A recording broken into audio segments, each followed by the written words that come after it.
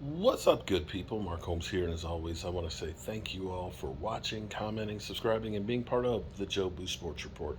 Without you guys, as well as you ladies, you know that this literally does not work. Hope you guys are having a great Saturday. I'm actually doing a little. I know it doesn't look like I'm doing any work, but I drove. Yes, yes, yeah, Chai. Yeah, yes, Chai. Yes, Chai. Gotcha. Yeah. Nice to see you too, everybody. Okay, I'm always getting literally photobombed. Okay, come on, go ahead, Chuck. Go ahead. Okay, now that he's made his entrance, um, I forgot how it was to having dogs around. With Simba gone, and of course with Roscoe gone. I miss those guys. Although they never did that. They never just like ran all over you. I mean, literally, that dog runs all over you.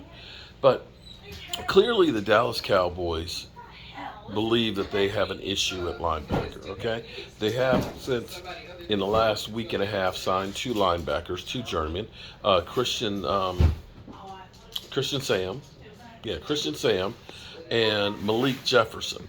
Two journeyman linebackers that have been around. They basically are paying them a ham sandwich. Right now, when you look at the depth chart that we have for linebackers, we don't have a whole lot of experience. We got Leighton Vander Esch, and of course we have Micah Parsons, who is the be all end all. But we now have Luke Gifford, and I'm not saying Luke Gifford's not going to be good, but Luke Gifford, as far as experience goes, he's basically been a special teams player. He may end up being a great linebacker. We have Cox as well, who's coming off of an ACL injury, who should be pretty good, our draft pick from last year.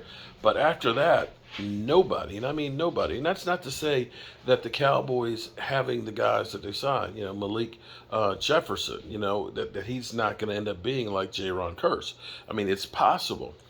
But I don't understand why the Cowboys haven't at least looked at some of the quality veterans that are out there, just from a depth standpoint, an experience standpoint, a pick the guy's brain standpoint.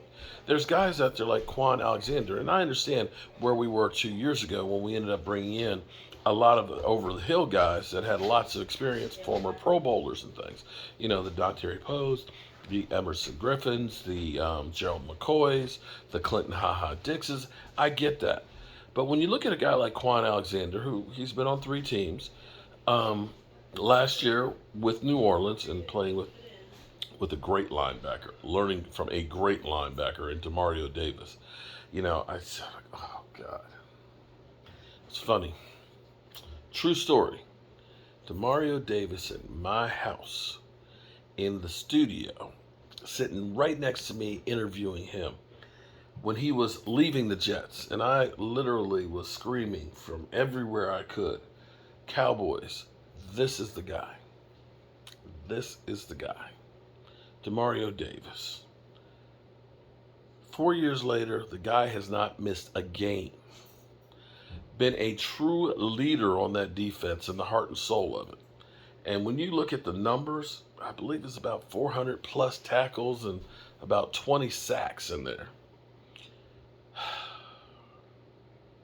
We drafted Leighton Vander Esch, paid a whole bunch of money to Jalen Smith.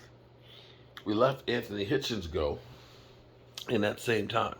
But anyway, I digress. They should have listened to me. Demario Davis was a beast. Still is, FYI. But Kwon Alexander, a guy who's got 551 tackles, I want to say 9 interceptions, maybe 21 sacks, something like that in his career, who last year I think had 50 combined tackles, played in 12 games. New Orleans he had a contract with New Orleans last year for only $3.1 million or $3.2 million. That was it. 1 year deal. 1 year deal. That's kind of like Stephen Jones. Oh man, that's a bargain. I can't understand why the Cowboys don't take chances on that. Now, I understand Anthony Barr is looking for a 1 year, $10 million deal. Okay, I get that. We got Catboy who does not like to spend money. I get that, okay? And I still believe that Anthony Barr wants to be here, and I believe the Cowboys want him here. It's just a matter of them settling on the right number. I think. I could be wrong on that. Maybe there is no interest there. Maybe they believe that Christian Sam and Malik Jefferson are all they need. Maybe they're right. I don't know. But as an outsider who it's really easy to be a Monday morning quarterback and to second guess because it's not actually my money that I'm spending, and I'm not actually there at practice understanding exactly how these guys fit and so on. But being out here like the rest of the talking heads, I can second guess, and that's what I'm going to do. And I can't see how it would hurt looking at a guy like Kwon Alexander. 27 years old, $3 million is all he made last year with New Orleans. The price is right. He's got experience, been in the Pro Bowl. Definitely could be somebody who could help you. And at $3 million, if you tell me that Malik Jefferson is better and needs to start, I'm okay with that. If you're telling me that I can bring Kwon Alexander off the bench to help out with the defense, that's the kind of stuff that you want to see, because what always happens to our Cowboys, if you take a look at the seasons, the Cowboys, we've dominated our division. We have always dominated our division. We always start out really good. Even in Tony Romo years, we start off like gangbusters.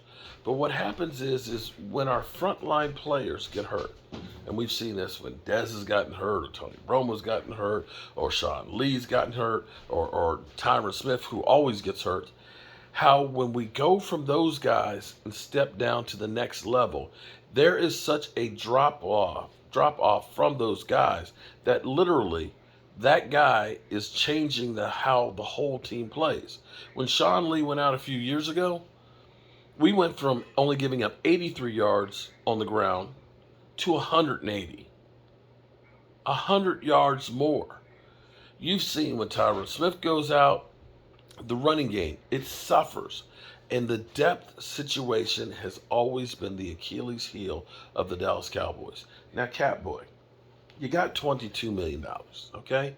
I already pointed out that it looks like just the DirecTV losing Sunday ticket and it going to Apple, which we're hearing is going to be about $3 billion a year. That is if, Amazon did decide to say, we'll give you 3.5 or 4 and blow it out the park because they really want it. That deal alone is going to be an additional $22 million for each team on the salary cap.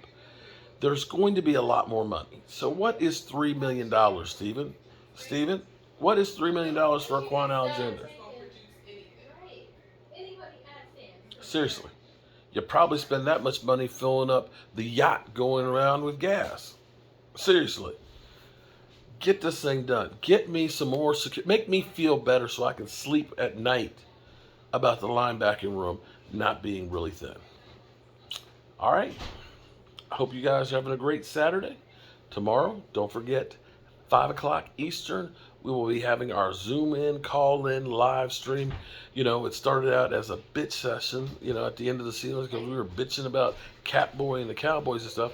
But it's turned into, I look forward to it because I'm there talking with all my people and stuff. And it's great to be able to actually see the people that are watching what we're doing. Hope you're having a great one. Peace.